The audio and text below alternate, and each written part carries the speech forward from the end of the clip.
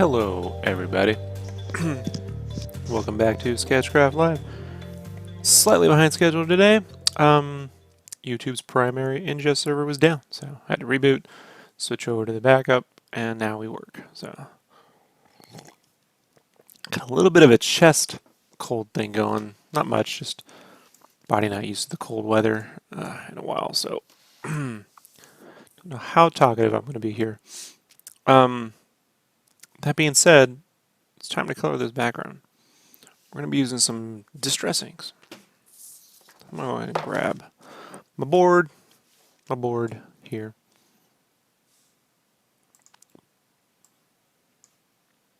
And let me pop out the chat window. So that's open. Good to go. Alrighty.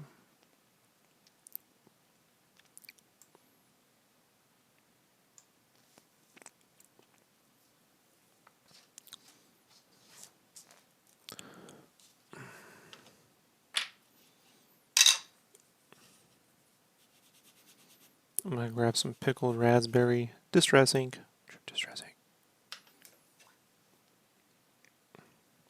As always, all items I use, all my materials are in the info box. So if you want to know what kind of stuff I use to color and draw, it's all there.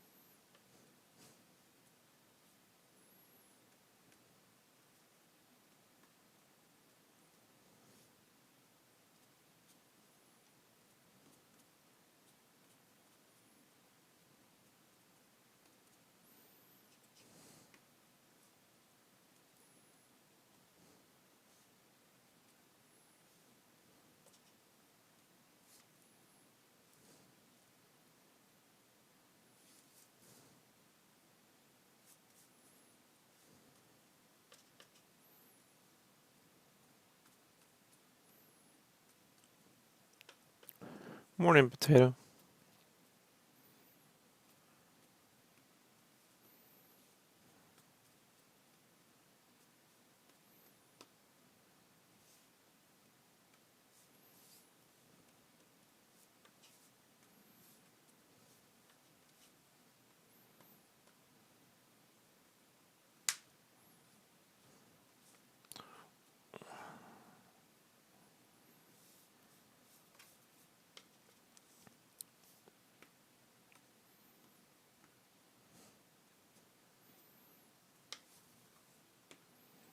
So one of the things I'm trying to do here is maintain a bit of the square stamp feel. I don't want to blend it so much I lose a little bit of that, which I've done in the last few pieces.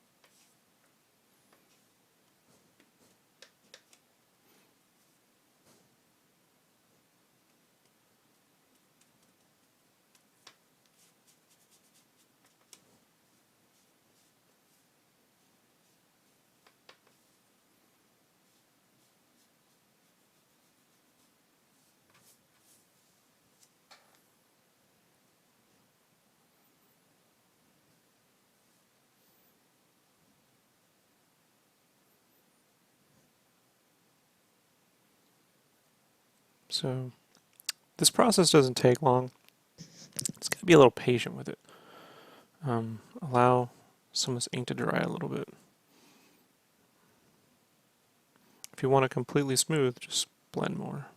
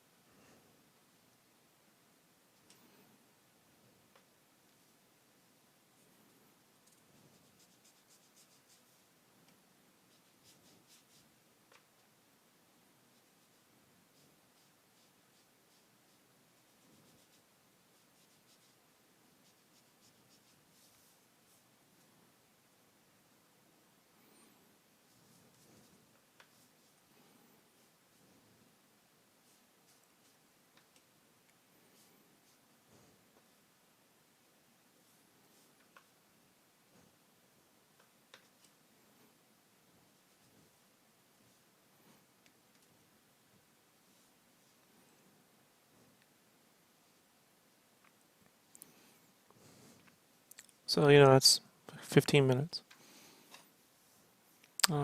Just let it dry for a little bit, and then we'll add secondary color.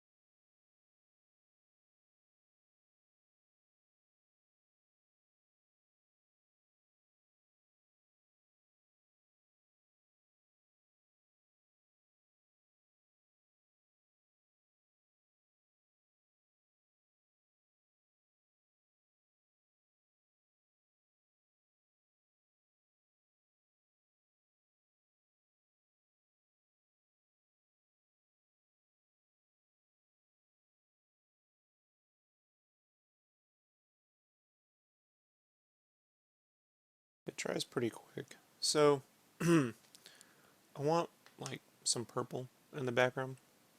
And you could use a purple distress ink. Or you can apply a little bit of color theory and add a blue distress ink to get it. And I kind of prefer that because it will give some variance. Hold on one second.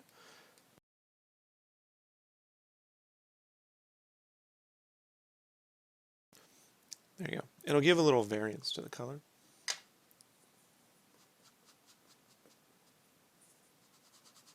So I'm going to use Salty Ocean and just try to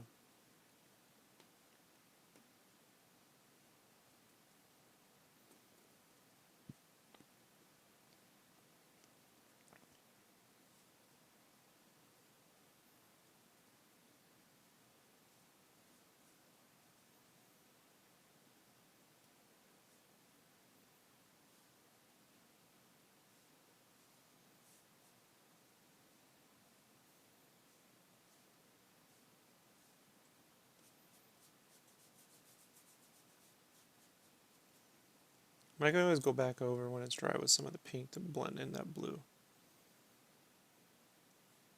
So don't worry about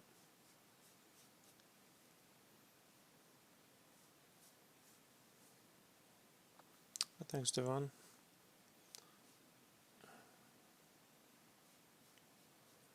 Just take your time. Don't overblend and put too much in. And you're probably wondering, well, how do I know when I've overblended? You'll know, and then you'll have to do it again someday. You'll just make that mistake, you know, like, oh, that went too far.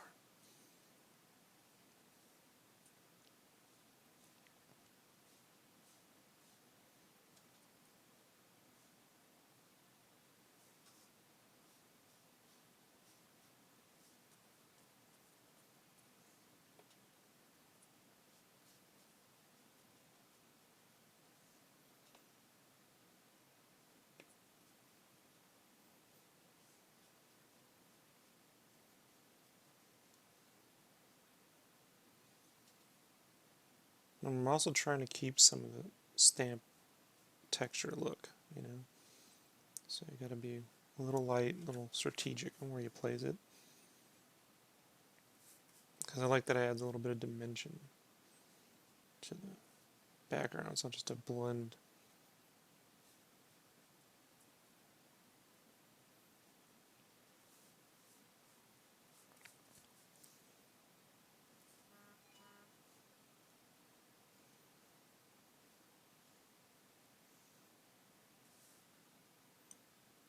What's up, Dom?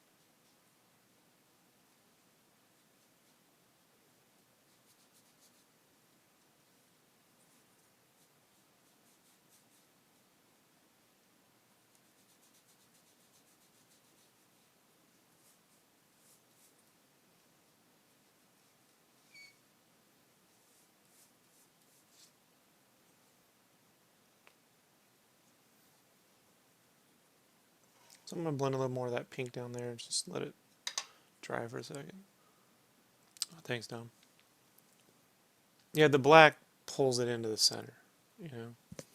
So strategically using shadows, not just adding shadows over things you can't draw. You know, that's the goal this next year, to really enhance that aspect of my art. I spent the last 20 years just learning how to draw everything. And so now I'm really trying to work on lighting as much as I can, you know. You have to accept that there's only so much you're going to be able to do, you know.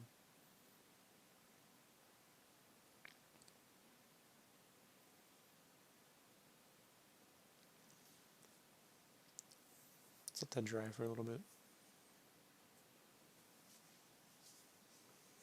And as always, it's about iteration, right? Like with every piece, trying to further, you know, some personal goal artistically.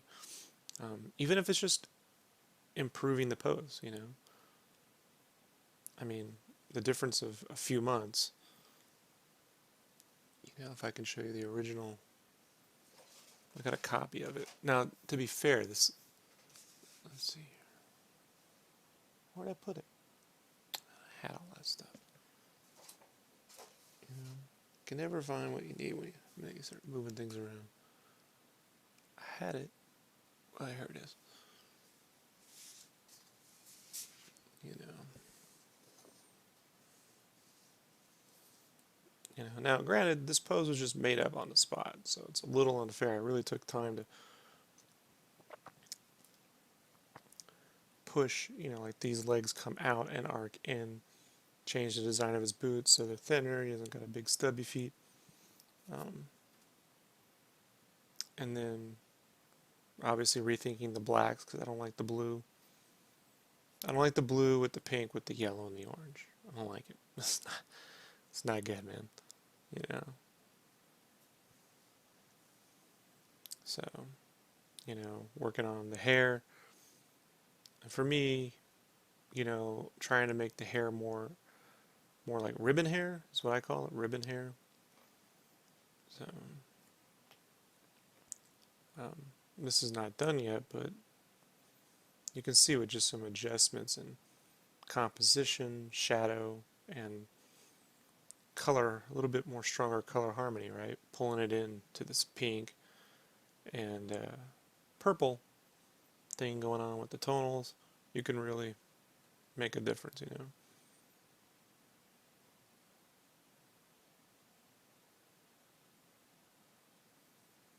So, don't feel like, if you did a commission, you can't do another version of it. I mean, how many times has Jim Lee drawn the same Wolverine? So it doesn't matter if you're like, oh, I'm going to do that pose again. The trick is to keep the strong poses there, make some adjustments, iterate on them. You'll see this a lot from Lead Heavy when he's doing another Turtles, the same cover, but again, it's because I'm having him rework on the construction, improve the foundation, improve color rendering, and it's easier to do those things when you've already got the drawing figured out, so when people buy commissions, like, they're there to get something that's, I just think when they get it, they go, wow, that's physically awesome. They're not buying exclusivity ever. You're like, I can never do a Gambit like that again for someone. Like, no, I can totally do another Gambit. It'd be cool to have a couple more Gambit poses because, you don't get Gambits often. You can flip between them. But,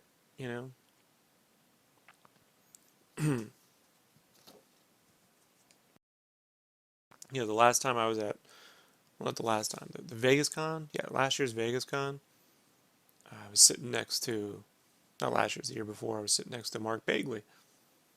It was artist in Spider-Man, and for like 30 plus years. And he must have drawn like 30 sketch covers. He has 8 poses total he rotates through, So you could say, well, he's drawing the same thing over and over. I'm like, well, you get a good looking cover. He's not sitting in his room spending 6 hours trying to figure out how to do the most elaborate piece, the newest pose. He's taking the ones that work.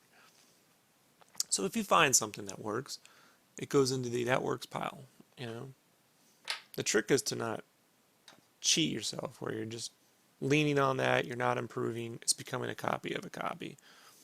The minute you go down that path, forever will it dominate your future. So I'm going to grab some more of this raspberry here.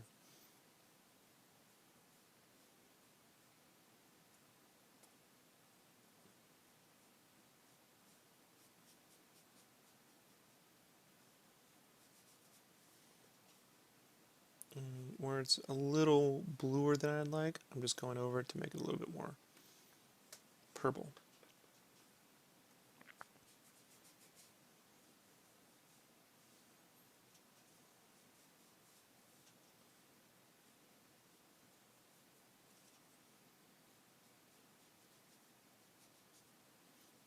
Not everything you draw forever is going to be your best work. You're going to make some stinkers. And if not some stinkers, just some, well, meh. That's just the way it works. People remember your greatest hits, though, so make sure you take advantage of that.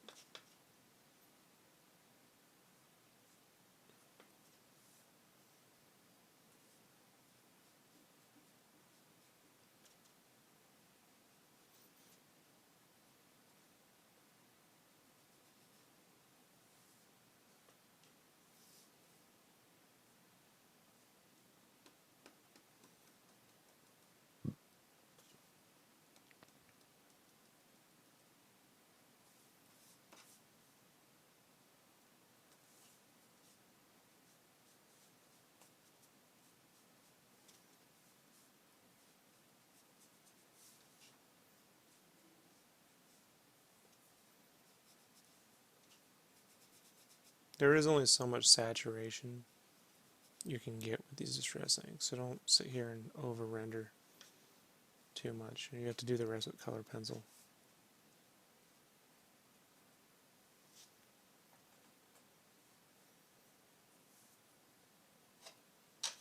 So it's about that.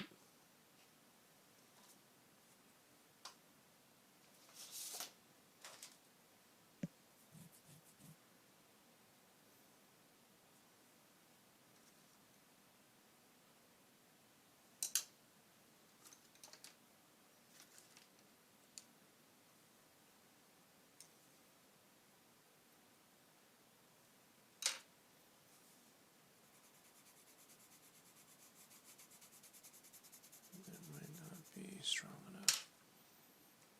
Are you going to do any blending with the crayon? Yeah, a little bit. I'm trying not to overdo it. What I want to do is just find areas where I want saturation.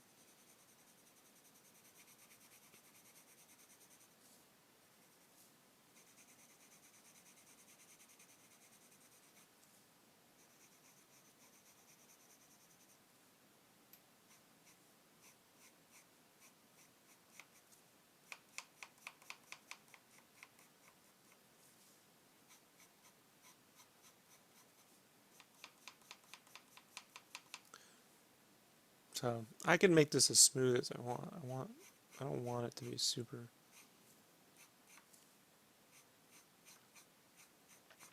blended.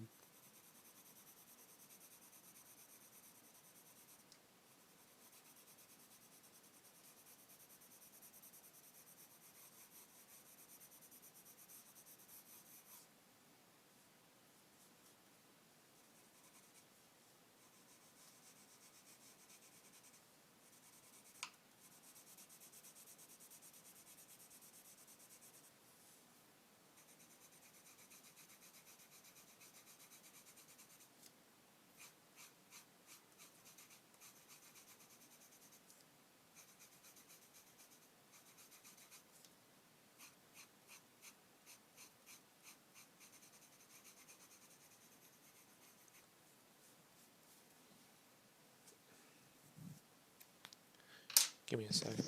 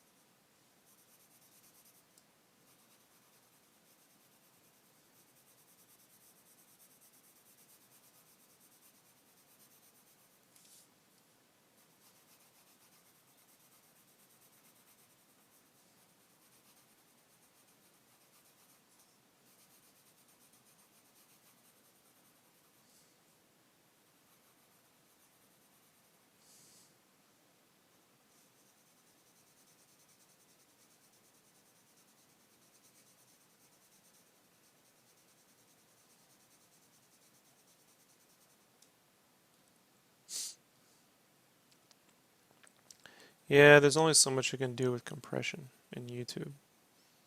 You know, Josh Watt got one. You know,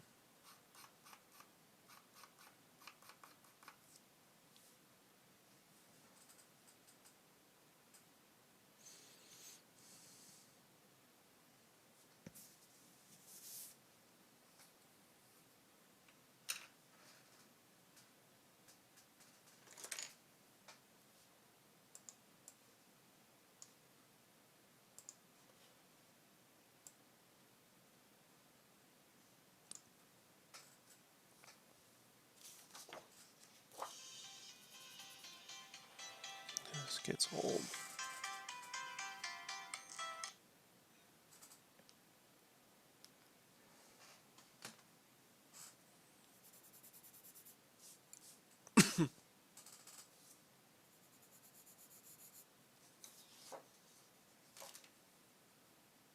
Hey, what's up, Hector?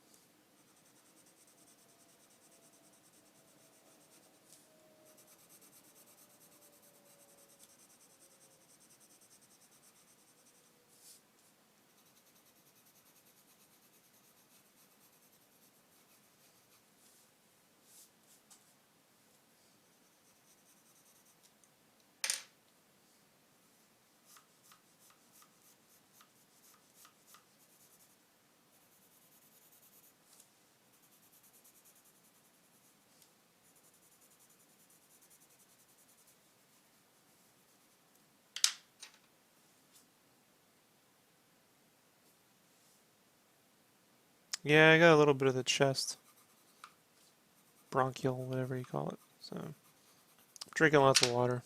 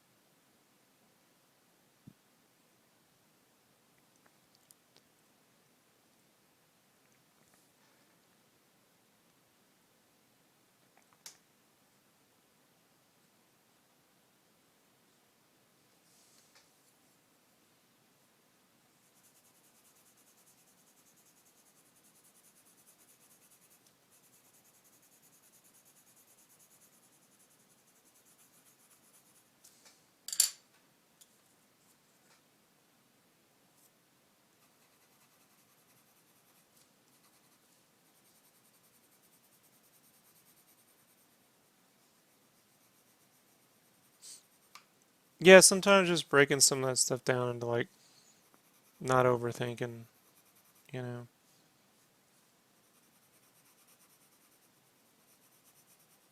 Composition's composition, and details can get in the way of that. Like I didn't really learn it in an art class. I learned it doing T-shirts, you know, like arranging elements. So, you know, when you're in a department where you gotta like speak to a dozen other artists, you know, I try to always like learn how to speak as simply as possible. Like, you know, we're inside a box, we're outside a box. Um, you know, and then trying to remember to put that into your art because, you know, as artists, we tend to come to each piece from our own, you know, our own interests and personal agenda with whatever you're trying to do. And sometimes we can get lost, you know. Uh, Especially, you know, I mean, I had draw a lot of details, so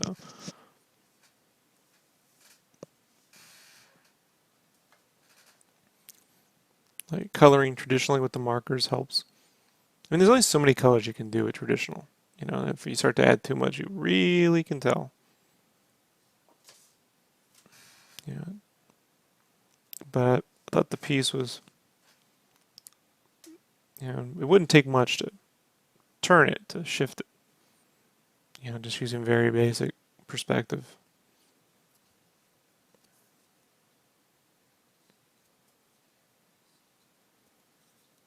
Hmm.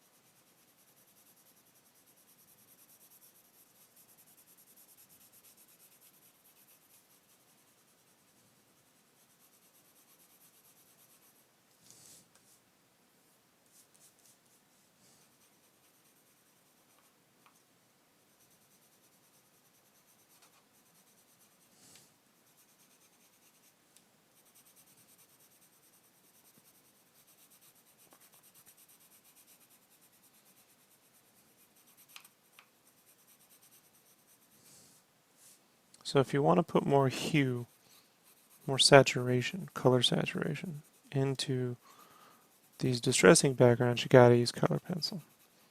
The distress inks will only give you so much in terms of hue and value. Like they don't really layer on top of one another the same as watercolor. They don't glaze.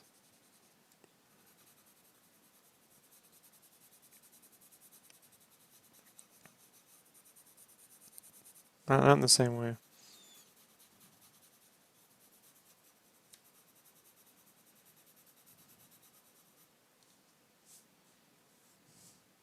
So if you want to add more of that saturated pink into these little corners and the edges of the paper, you gotta use color pencil. Just kind of like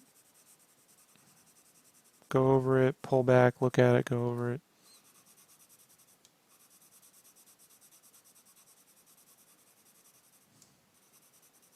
And there's only so much the internet can display to you too, you know, like a lot of it's me looking at it going, oh, it looks like this. So a lot of this sort of thing benefits the person who bought it.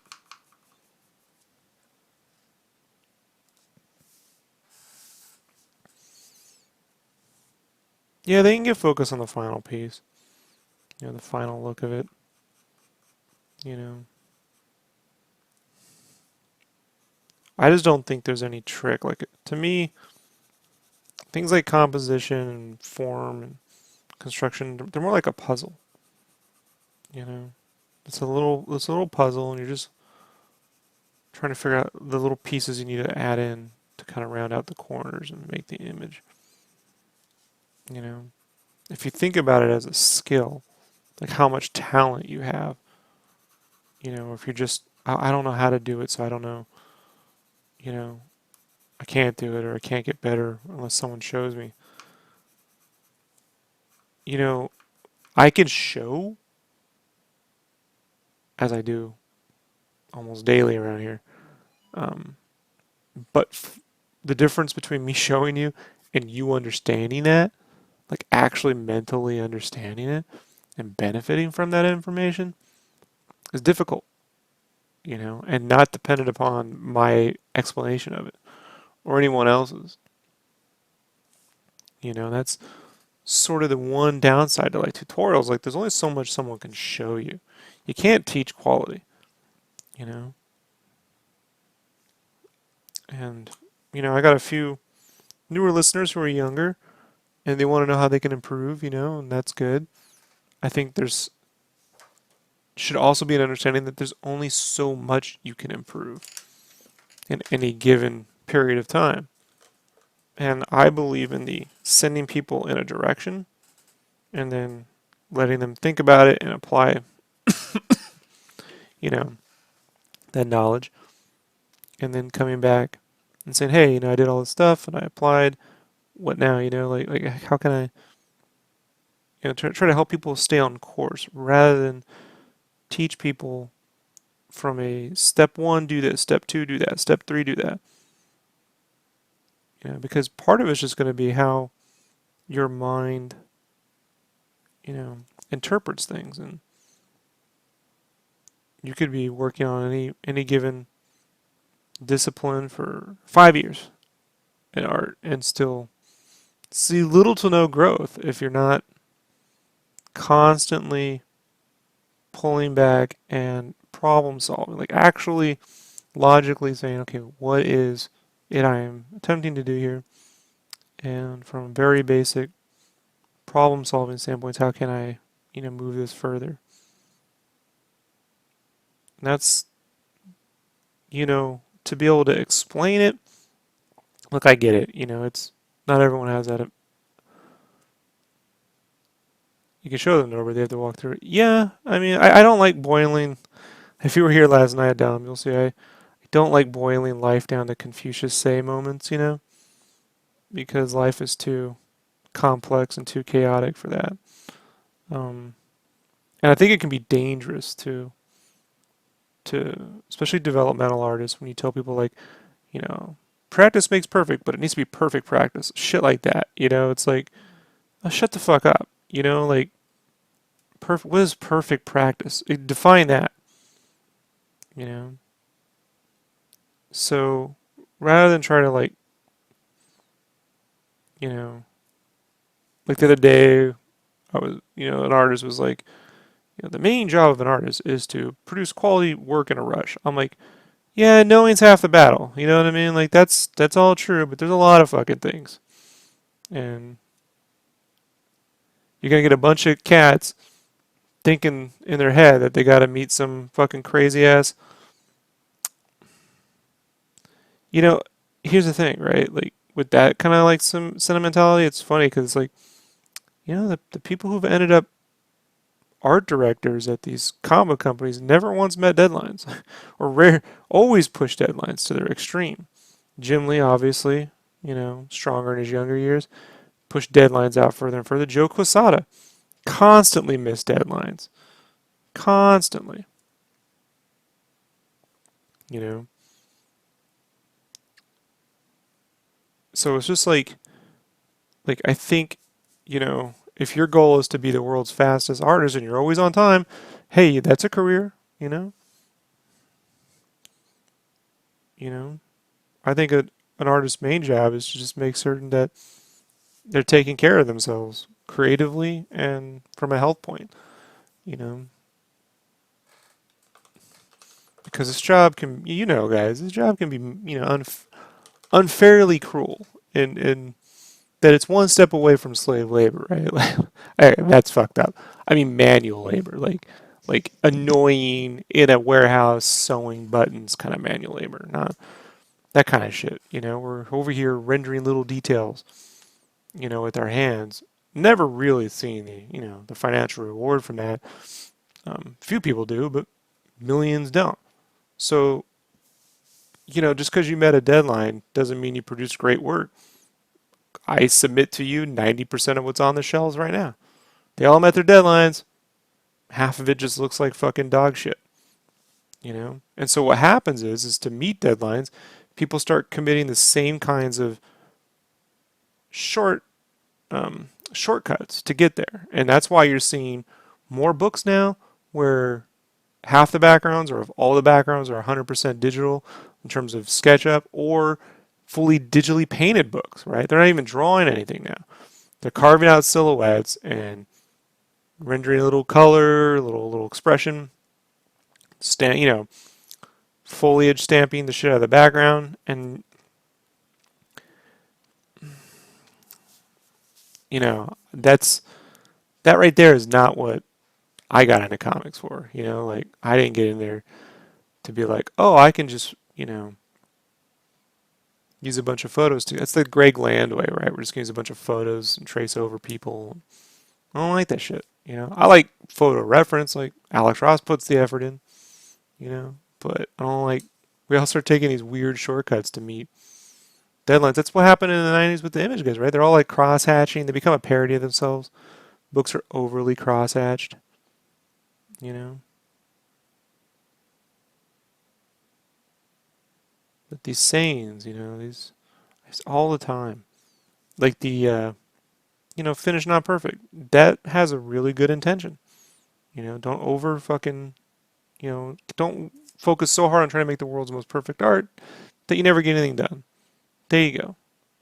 The problem is, if you tell that to an employer who's unhappy with the work you turned in, you're just never going to get paid, right? If you tell them, hey, finish not perfect, and they're unhappy with it, well, you know, so, you know, that's a dangerous saying. I like it because I can just get out of jail free now. I can be like, hey, finish not perfect, you know, and no one can be like, well, I'm not going to pay you anymore, you know, because, you know,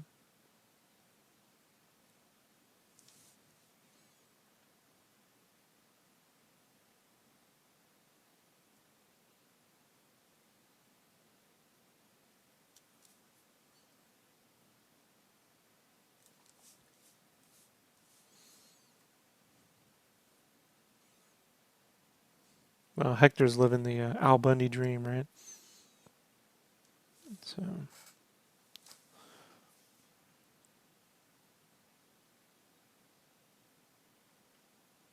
one of the problems, the other thing, like, here's something, this is a separate subject, but I tell you guys, I buy art, you know, I buy art from artists. I don't really talk about it much because, you know, I'm not going to sit there and put an artist on blast and start some weird beef war on the internet. But I buy art. I see someone who can paint brilliantly. They do commissions. I want to learn from it. I buy a piece. I've yet to buy something that looks as good or better than is on the internet. Half these people are over filtering their art, you know? So their stuff looks better than it really is, you know? I find that to be problematic too. Because in the real world, you know, you sell a shirt that on the paper looks super bright and awesome, and they get a dull ass shirt, Target, and that's 200,000. That could be 20,000, 30,000 units of chargeback. You got to pay for that shit. you know.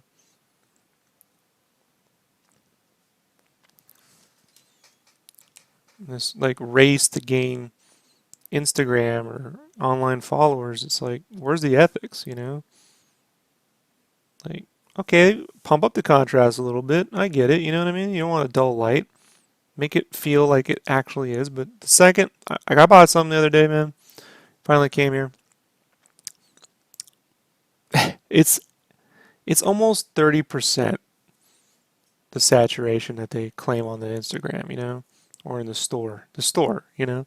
You're like, that is not what I bought, you know.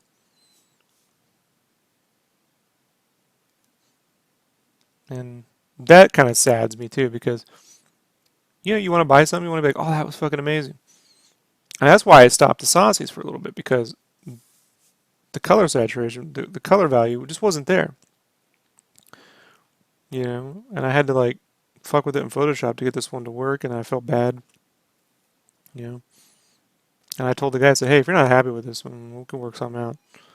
But it was up to him.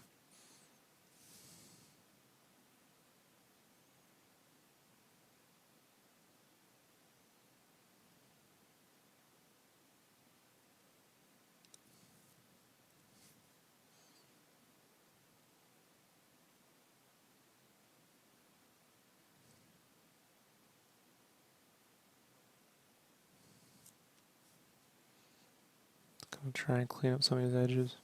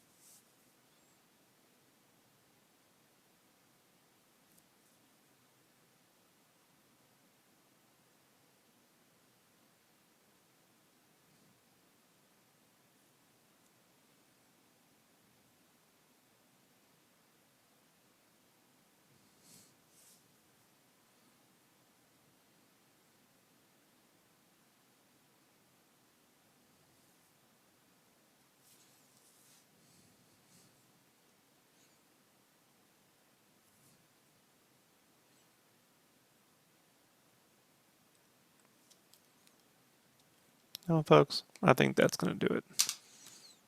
Yeah. I think we did what, 5 hours of coloring?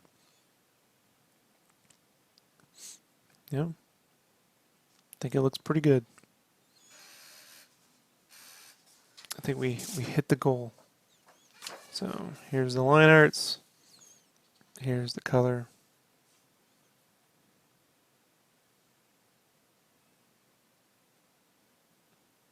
Add about 20% saturation. So, I'm gonna go drink some tea and come back, and we're going to work on. I gotta figure out if I'm gonna work on Overwatch or if I'm going to try to get a little further ahead on the Final Fantasy. I think I was supposed to start Overwatch today, so I got another 3 hours in this block of work. So I'm just gonna let this ingest, and I'll come back on in a minute, in a few minutes, and we will continue. More work, more stuff to do. Thanks, everybody. I'm going to get back to publishing these videos this week, so just bear with me.